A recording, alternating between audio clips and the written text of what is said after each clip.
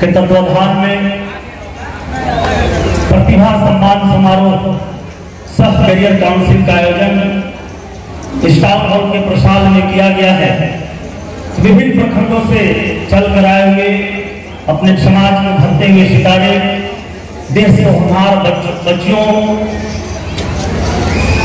जो आप यहाँ सम्मान पाने के लिए आए हुए हैं, मैं उन तमाम बच्चों को हृदय की गहराइयों से शुभकामना देता हूँ कि आप निरंतर आगे बढ़ेंगे और मंजिल को पाएंगे।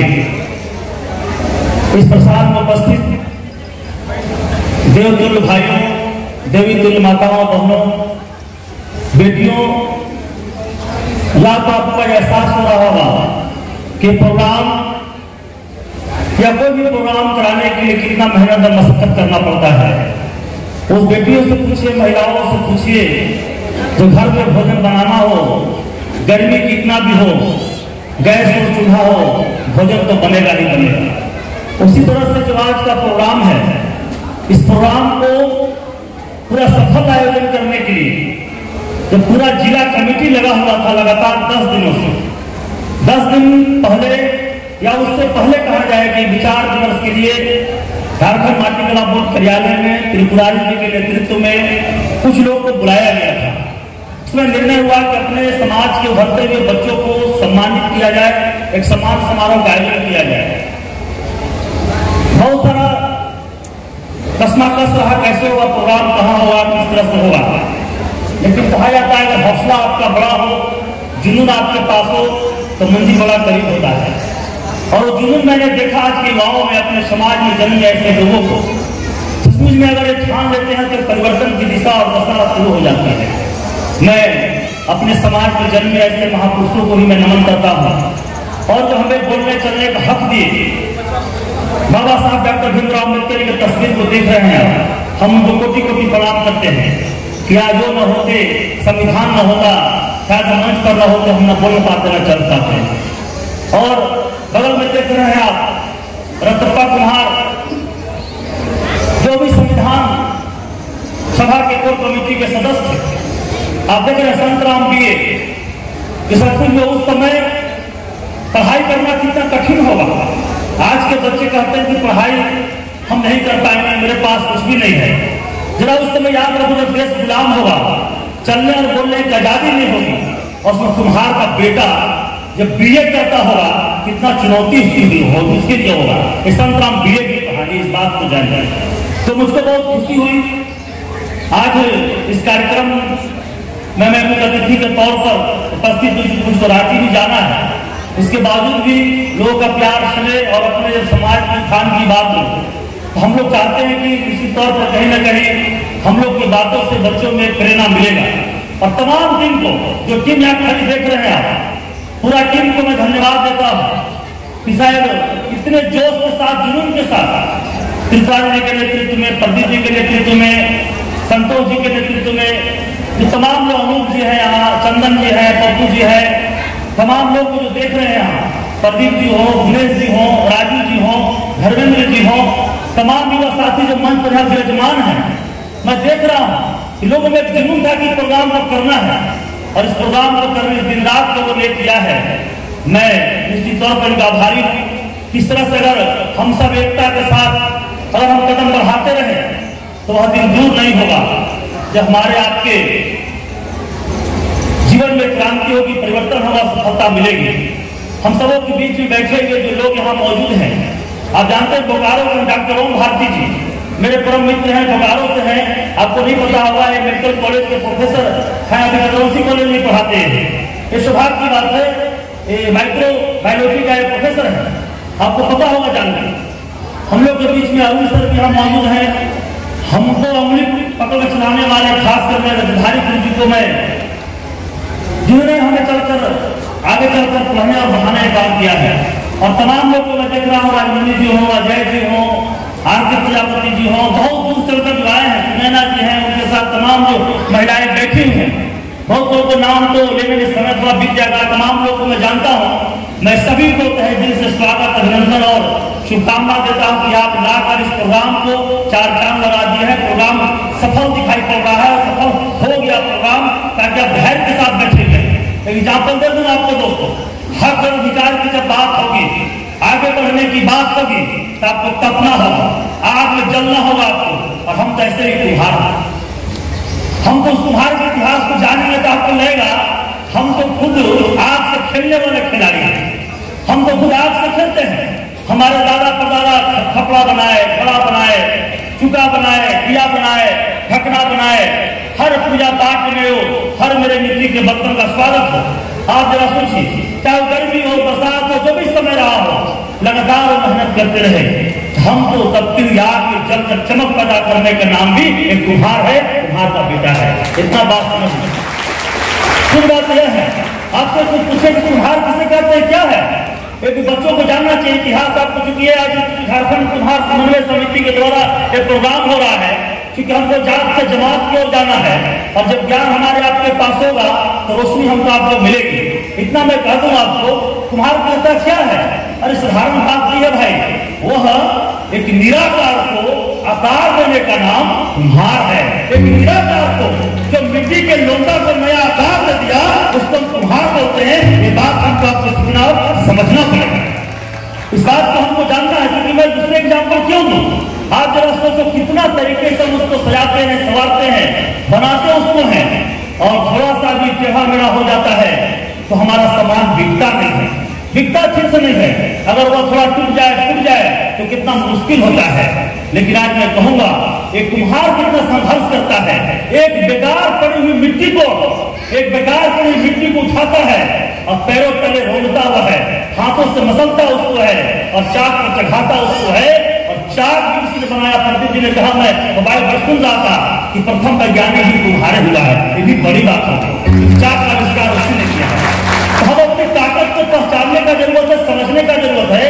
हम इस ताकत को नहीं जान पाएंगे कि हमें लोग यह कहते, लोग कह देते हैं कि आपकी जाति को तुम क्या कर सकते हो।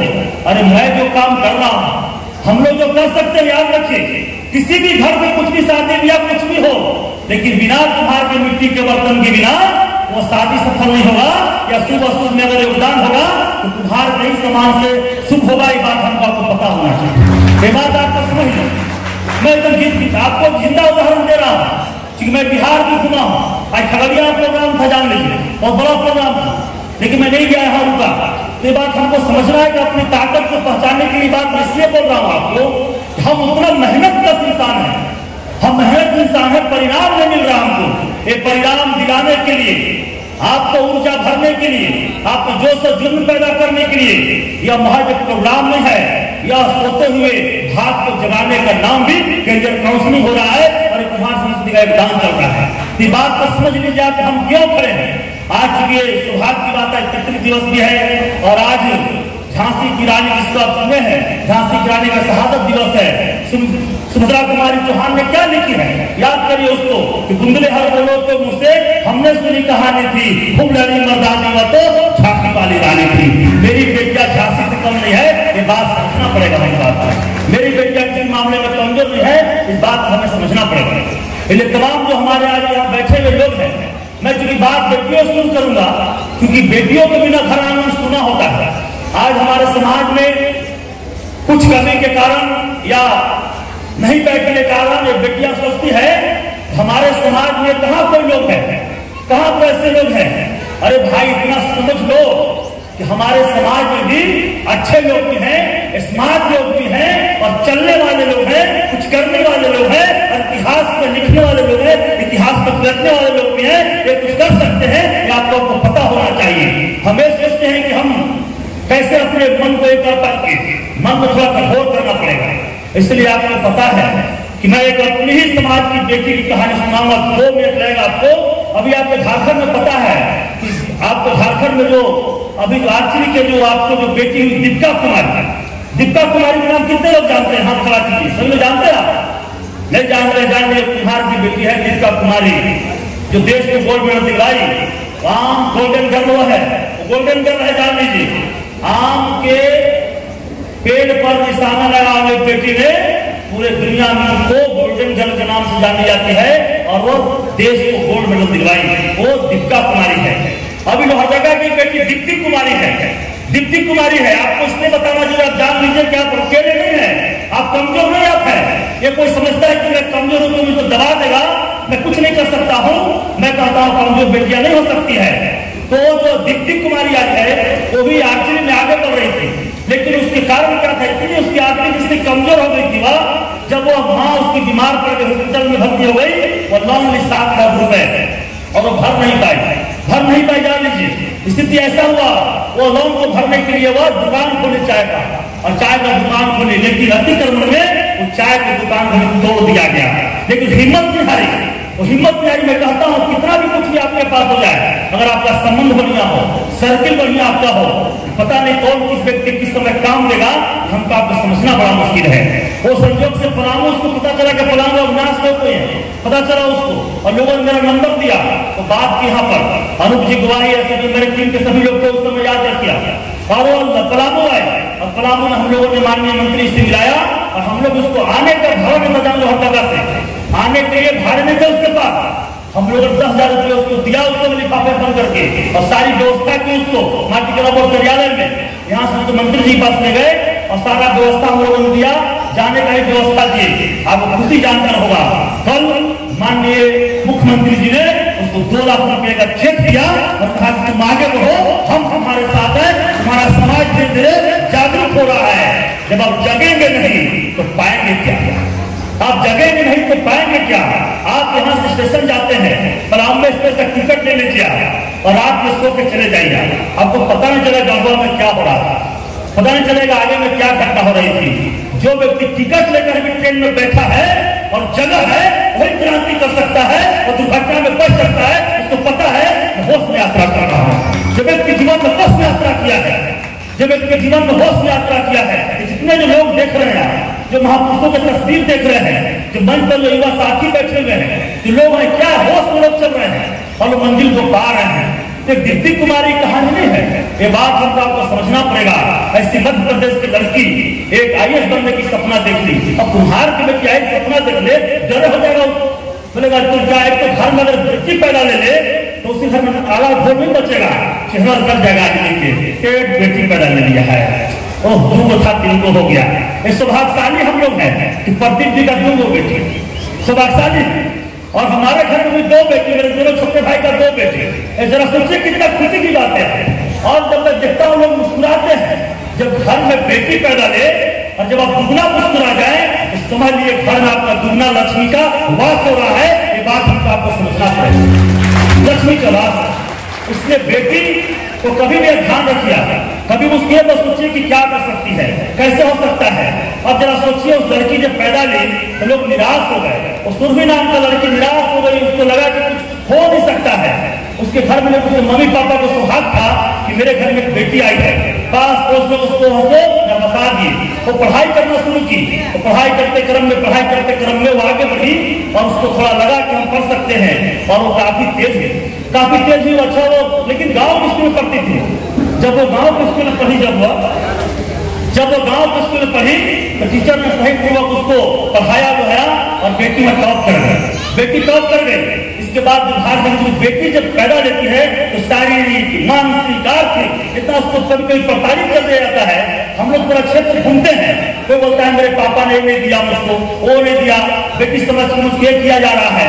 लेकिन उस हिम्मत को देखिए उसको। इस कहानी में मैं बता रहा हूँ, जब बेटी थोड़ा आगे बढ़ी, जब शहर में गई वो तो बीमार पड़ गई, उसको बीमार हो गई। और वो बीमारी ऐसा था तो डॉक्टर साहब है वो रूमेटिक फीवर होता है, ऐसा फीवर था वो कि उसको पेंसिल लेना पड़ता था। उसको लगा, डॉक्टर ने बोला कि ले लेगी तो मर भी सकती, बच भी सकती, ठीक भी हो सकता है। लेकिन हिम्मत की और आगे बढ़ी, और वह उस बीमारी को लेकर आगे बढ़ी। डॉक्टर ने रिस्क लिया उसको और ठीक किया। लेकिन जब आगे पढ़ने के लिए क्या बनेगी तू, बोले हम तो जिला कलेक्टर बनेंगे, सपना जिला कलेक्टर बनने का उसका था। और जब आगे बढ़ी वो बनने के लिए तो भाई मेरे जब वो बड़े कॉलेज में गए, जब वहाँ सारे इंग्लिश बोलते थे और हिंदी मीडियम से थी, गाँव को इंग्लिश आता नहीं था, इसको आता ही नहीं था। तो वहां के प्रोफेसर ने पूछ दिया what is the definition of potential, और उसको समझा पोटेंशियल क्या होता है, उसको प्रॉब्लम नहीं था, उसको इंग्लिश पता चल था कि इंग्लिश क्या होता है। इंग्लिश बहुत दूर थी वह, और उसको लगा कि उसको हिंदी पता, हिंदी में समझ सकती थी, हिंदी का हम एक्सप्लेन कर सकते हैं, दे सकते हैं, लेकिन इंग्लिश जानती नहीं थी। वो क्या करे, लगा तो हम तो कर नहीं सकते हैं। लेकिन जो जुनून था, उसको एक सपना था कि मैं तो लगता है कि मैं अपने पिता का अंतिम और माँ का अंतिम से एक मतलब ये बोलते उसका मतलब माँ का अंतिम विश्वास में मैं कुछ कर सकता था। और बेटी एक जुनून पैदा की, वह एक दोस्त आया और कही कि मैं पढ़ूंगा, और 3 महीने इंग्लिश की कोर्स पूरा कर लिया और फ्राटे इंग्लिश बोली हुआ और लगातार प्रयास किया और 2006 में वह कलकत्ता दिखा दी। समाज की बेटी ने आगे बढ़ी और समाज का नाम रोशन कर दिया। तो आप ये मत सोचिए कि हम कुछ नहीं कर सकते हैं। तमाम मैं साथियों कहूंगा, आज का जो समय हमारा आपका है, ये 2-3 बातों से ध्यान रखना हमको आपको यह है कि हम कैसे आगे बढ़ेंगे, हम कैसे लेकर लोगों को आगे बढ़ पाएंगे। तो आज एक टीम जो आपका है, आज एक टीम सिर्फ कैबिनेट काउंसिल आपको नहीं कर रहा है, आप जितने टीम खड़े हैं, मनीष जी हो, प्रदीप जी हो, हमारे तमाम जो लोग हैं, जो एक टीम है, एक टीम आपको लगातार बार आपको प्रयास करेगी। जहां आप रुकेंगे, जहां आपको परेशानी होगा, वो आपको मदद करने का प्रयास करेगी। खासकर बेटे और बेटियों को जो युवा क्षेत्र में है, जो एकदम युवावस्था में है। और मैं इतना कहूंगा आपको कि जो हमारे बच्चे यहाँ बैठे हुए हैं, जो बेटियां यहाँ बैठी हुई हैं, मैं नहीं मना करता कि आप ये मत काम करो, मत करो, आप हर काम कर सकते हो, लेकिन इतना याद रखना कि तेरे काम करने से कितना लोगों के चेहरे पर मुस्कान आ सकता है। ये मुस्कान कितना आ सकता है, ध्यान रखना है। हम कितने लोगों को मुस्कान ला सकते हैं, कितने लोग हम अच्छे से एक रास्ता दे सकते हैं। मैं इतना कहूंगा आपको, तमाम जो हमारे जो बच्चे यहाँ पर, आज का जो मुख्य उद्देश्य हमारा आपका है, ये करियर काउंसिल के मकसद से कहना चाहते आपको है, हमको आपको किसी परिस्थिति में आपको आगे बढ़ने के लिए चैलेंज तो बहुत मिलेगा आपको दोस्तों, और खासकर हमारे जाति को चैलेंज बहुत मिलेगा आपको। आरक्षण भी हमारे पास बहुत नहीं है, बहुत चैलेंज मिलेगा आपको। जान लीजिए, हम उस मध्यम वर्गीय परिवार से आते हैं जो अपने दम पर इतिहास बदल सकते हैं, अपने दम पर कुछ कर सकते हैं। हम आता है ये चैलेंज हमको आपको मिलेगा, पता हमको आपको है। ये चैलेंज क्या है, जैसे आप लोग इनको लड़की आई तो लड़कियां है, अभी आपको सम्मानित किया जाएगा 2-4 मिनट का, आप आएंगे सर्टिफिकेट लेंगे, आपको लगा कैसे कि चुनाव में कैसे करूंगा, कैसे आगे बढ़ूंगा। तो आप ABCD पढ़ते हैं और आपको पता है कि B और D में C होता है, तो C का मतलब क्या है, आप C मेरे कैट समझते हैं, C मेरे कैट हो गया, अपना अपना मीनिंग उसका है। हम समझते हैं कि जो बच्चे आए हैं, ध्यान से सुन लीजिए, C का मतलब है कि आपने चॉइस क्या किया। C का मतलब चॉइस नहीं होता है, तो आपने चॉइस क्या किया है, लगा डॉक्टर बनना है, इंजीनियर बनना है, बनना, चॉइस क्या किया आपने, तो C का मतलब चॉइस। इसके बाद चॉइस करने का हमें बनना है, इसके बाद आपको चैलेंज मिलेगा। C का मतलब चैलेंज होता है। आपको C का मतलब चॉइस किया आपने, जो भी बनना हुआ, जो लोग बैठे हुए हम लोग जो है, हम लोग चैलेंज को स्वीकार किए। जब चॉइस आपने किया, चैलेंज हमको मिला। अब चैलेंज में क्या चुनौती है, कभी भोजन नहीं मिलेगा, कभी आपके लालटेन में तेल नहीं होगा, इन्वर्टर नहीं होगा, पिता बोलेंगे मत जाओ कोचिंग, तुम लगता है कि लड़का से फंस गई है, तुमको नहीं जाने दिया जाएगा। याद रखना बेटियों, मैं इतना कहूंगा आपके लिए, आप अगर जाते हो घर से बाहर तो लौटना एहसान समझकर मुझको नाम और समाज का उत्थान करना है, हमको आगे बढ़ाना है समाज को। हम किसी तरह से गलत रास्ते बना चले जाए जिससे हमारा समाज में हो जाए, लगा मैं क्या कर सकता हूँ, वो सारी घटनाओं का पढ़ाव देता हूँ। दूसरी बात तो मैं कहूंगा, जब आपको उसकी से चॉइस किया, आपको चैलेंज मिला आपको, और जो लड़का लड़की, जो अभिभावक, जो युवा इस चैलेंज को स्वीकार कर लिया, जो चैलेंज को स्वीकार कर लिया, वो एक दिन चैंपियन हो जाएगा, ये मुझको पता है। ये तो चैंपियन हो जाएगा, मुझको पता है। अगर आपको लगता है चैंपियन होना होगा, तो घास रोटी खाकर भी, माटी में खेल कर भी हमें नया मुकाम देना है। इस काम को करना हमको आपको है। ये मत सोचना कभी भी, ये मत सोचना कभी मेरा भाग खराब है। मैं कहता हूँ कर्म करने वालों से मेरा संत बता रहे मेरे भाग में क्या लिखूं। हम लोग कर्म के बल पर भाग को बदल दिए हैं, ये इतिहास हुआ है। कोई साथी नहीं था हम लोग का भी, मेरे पिताजी देहांत हो गए, मेरे माँ का देहांत हो गया था, कोई साथी हम लोग का नहीं था। रोड पर हम लोग 2006 में रोड पर खड़े हो गए थे, कोई नहीं पूछता था हम लोग को जान लीजिए। लोगों ने कहा कि बस भेज दो, गाड़ी भेज दो, ये कर दो, वो कर दो, लगा घर खा लेंगे, लगा रात 12 बजे घर खा लेंगे। लेकिन किसी ने आवाज दिया कि बेटा मरते तो कायर है, जहां तक कमजोर व्यक्ति खाता है, तुमको तो अमृत पीना है और दुनिया का अमृत पान कराना है, तुमको रसपान कराना है, तुम आगे बढ़ो, तुमको कोई का रोक नहीं पाएगा। हम लोगों ने हिम्मत रखा, जो तमाम लोगों को देखना, प्रदीप जी कहानी कहानी पढ़ी लेगा, लोग में संघर्ष करके पढ़ रहे हैं, तो कोई सपोर्ट नहीं था हम लोग का। हम लोग को राज्य मंत्री नहीं है, तो हम लोग का देश के मंत्री नहीं है। हमारे टीचर डॉक्टर क्यों करते हैं, भैया को मेरा हेल्थ मिनिस्टर नहीं है, हमारा कोई शिक्षा मंत्री नहीं है, हमारा केंद्र में रेलवे मंत्री नहीं है, इसलिए हम डरते भी हैं कि आगे कुछ करेंगे तो क्या होगा। लेकिन आप जब पढ़ाई एक ऐसा हथियार है, कहा गया पढ़ाई एक ऐसा हथियार है या वो एक ऐसा सेफ्टी का टूल है जो किया हुनकार भरा है, जो किया हुनकार भरा है। जैसे एग्जाम्पल दे रहा हूँ, आप कितना महंगा मोबाइल खरीद लो, मान लो मेरे पास 1.5 लाख का मोबाइल है, कितना महंगा मोबाइल है, 2 लाख का मोबाइल है, 4 लाख का मोबाइल है, 1 लाख का मोबाइल है, टीवी घर में लगा हुआ है। मोबाइल कितना महंगा आपके पास हो, अगर चलाने का ज्ञान नहीं है तो सिर्फ उसका मजा नहीं ले पाओगे।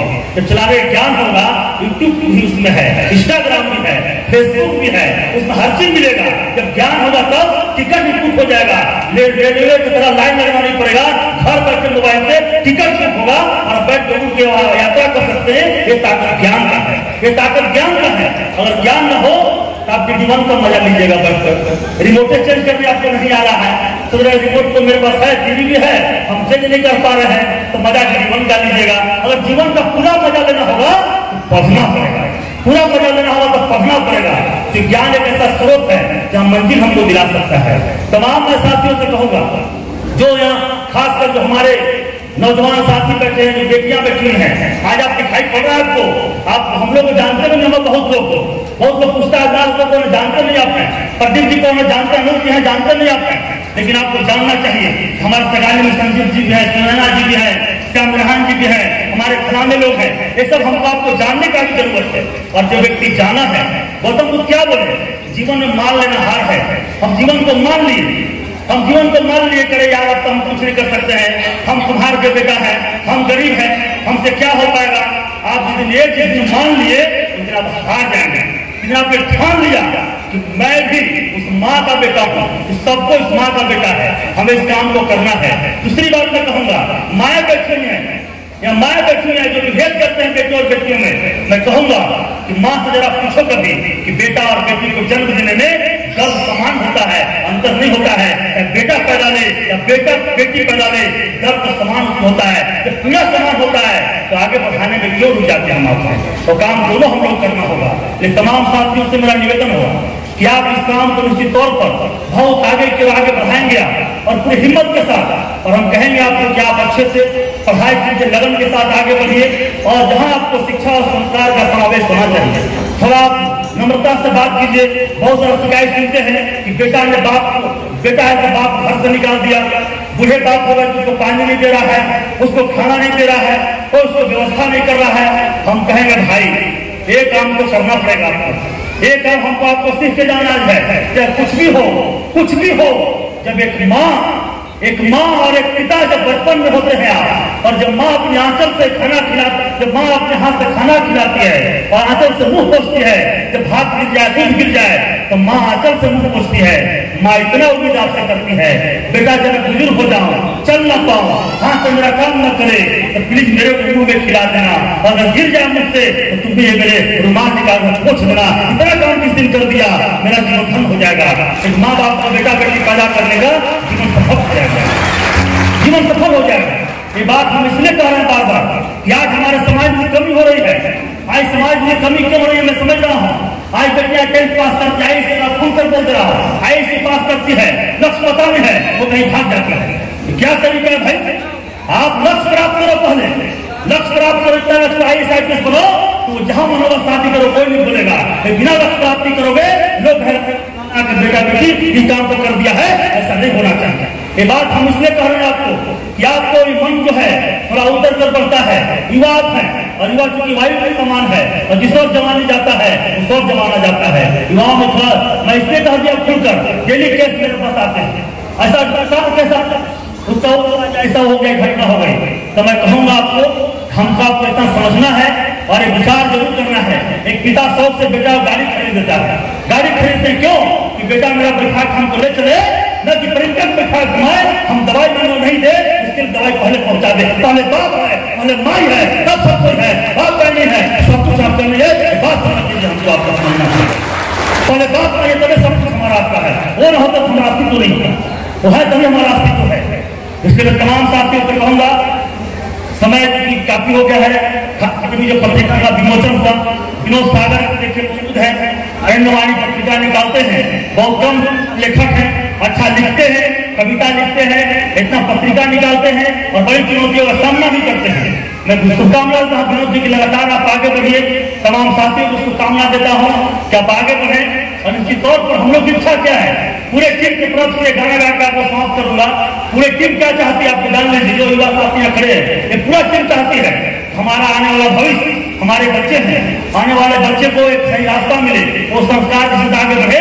इसी साथ में आपको कहूंगा आपको कि कविता बड़ी बढ़िया कहा गया है कि कथानक व्याकरण समझे, कथानक व्याकरण समझे तो सुरभित छंद हो जाए, कथानक व्याकरण समझे तो सुरभित छंद हो जाए, हमारे देश में फिर से सुखद मकरंद हो जाए। मेरे इस मेरे मौला मेरे पूर्वज ऐसी मांगता तुझसे, अमल करके विवेकानंद हो जाए। हम चाहते हैं संस्कार हमारा बेटा बेटी अच्छा कर सके, अच्छा काम कर सके, इस बात को आपको समझना है। ये तमाम साथ बहुत सारी बातें एक दिन में समाप्त में होगा, क्योंकि बहुत सारे लोग क्योंकि सम्मान समारोह के लिए इंतजार कर रहे हैं। अगर ये पहले बढ़ जाता तो आप चले जाते हैं, तो विश्वास था पहले मिले चले जाता, धन कर पाते आप। लेकिन याद रखिए धनबाद, धनबाद एक जगह है, टाइगर जयराम महतो बजा के फिर देखिए, जो धूप में खड़े हैं, लाखों लोग खड़ा है, हक अधिकार की बात कर रहा है, 40 और 40 की बात कर रहा है, जो पूरा धूप में खड़ा है, पानी में नहीं मिल रहा है, तब वो खड़ा है।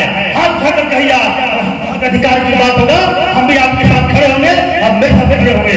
हाथ उठाकर बोलना आपको है, हम सब आपके साथ हैं, इसी परिस्थिति में लड़ेंगे और आगे जीतेंगे भी हम लोग, है ना आप लोग, है कि नहीं से बताइए।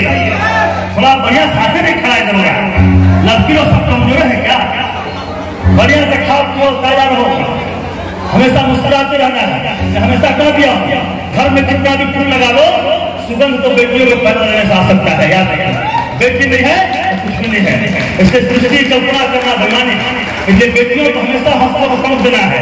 अब आज टीम पूरा है, एक टीम आपकी जिम्मेदारी लेती है। शायद मैं टीम से पूछना चाहूंगा, आग्रह मेरा है पूरा इस बच्चा आज प्रोत्साहन के बाद क्या हम लोग आगे भी जिम्मेदारी लेंगे इसका, क्या हम लोग आगे मेडिकल पढ़ने के लिए, कोटा जाने के लिए, क्या हम लोग आपकी तैयारी में लगे हुए हैं। आप सिर्फ पढ़ना, आप पढ़ना और लड़ना है, तो याद रखना, पढ़ना और लड़ना है और आगे बढ़ना आपको है। ये पूरा टीम जो है इतने कम समय में तैयारी किया है, जोरदार ताली लगाई टीम के लिए, तो काफी लोगों ने काफी लोगों ने मेहनत किया है। मैं तमाम लोगों को धन्यवाद देता हूँ और अच्छा लगा, और मैं कहते श्रीवाणी को विराम देता हूँ कि रब हौसला मंजर भी आएगा, रब हौसला मंजर भी आएगा और प्यासे का समंदर भी आएगा। हक करना बैठे मंजिल के मुसाफिर, मंजिल भी मिलेगा और जीने और जीतने का मजा मिलेगा, मजा भी आएगा। वही कोशिश करते हैं, सारे हमारे युवा साथी हैं और पूरी ताकत के साथ कहना चाहते हैं हम आपके साथ हैं, जब तक लक्ष्य नहीं मिलेगा आपको छोड़ेंगे नहीं। वह प्रतिबल दिख रहा है फिर भी दूर नहीं है, अच्छा करना बैठना भाई, मंजिल दूर नहीं है, वह मंजिल हमारा आपका जो है आगे दिखाई पड़ेगा और आगे बढ़ेंगे भी। सबको धन्यवाद, जय हिंद, जय भारत, भारत का जिंदाबाद।